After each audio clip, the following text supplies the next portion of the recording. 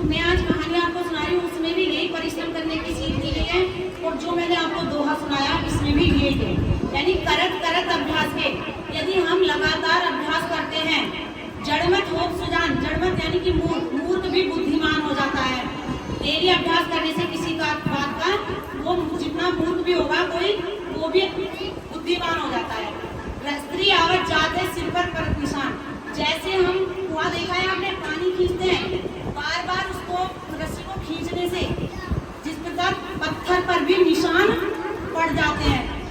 तो हम अभ्यास करेंगे तो हम उस चीज को बार बार अभ्यास करने से सीख जाते हैं। ये इस कहानी में जो आज मैं गौतम बुद्ध की कहानी आपको सुना रही हूँ, ठीक है। आप जैसे ही एक सिद्धार्थ नाम का बालक था, ठीक है, जैसे ही वो बड़ा हुआ उसके अंदर लगन पैदा हुई कि मुझे ज्ञान प्राप्त करना है, और ज्ञान प्राप्त करने के लिए वो चल पड़े। चलते चलते वो बिहार राज्य में पहुंचे, यानी गया स्थान है एक वहाँ पर, वहाँ पहुंचे और वहाँ जाकर के उन्होंने मतलब ज्ञान प्राप्त करने के लिए वो इधर उधर भटकते रहे, लेकिन वे अपने मन से हार गए। और जैसे ही वो हार गए उन्होंने सोचा कि बेकार है, सब अपने घर वापस चलते हैं, और वे कपिल वस्तु के लिए वापस चल दिए। अब जैसे वो वापस चले तो उन्होंने रास्ते में क्या देखा कि एक झील पड़ रही है, और झील में एक गिलहरी बार बार वो पानी में जा रही है और बाहर निकल रही है, मिट्टी में लेट रही है और अपनी पूंछ को बार बार झाड़ रही है। तो वो जो हमारी सिद्धार्थ नाम का बालक था, उसको वो कुछ सीख देना चाहती थी।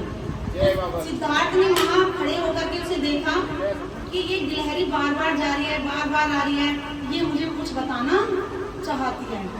तो उन्होंने अपना माइंड लगाया, दिमाग लगाया, और वो उसकी बात को, उसकी भावना को समझ गए कि ये मुझे कहना चाह रही है कि परिश्रम करने से हर काम सफल होता है। यदि आप लगन से दृढ़ निश्चय करके किसी काम को करो तो वो उसमें सफलता प्राप्त होती ही होती है।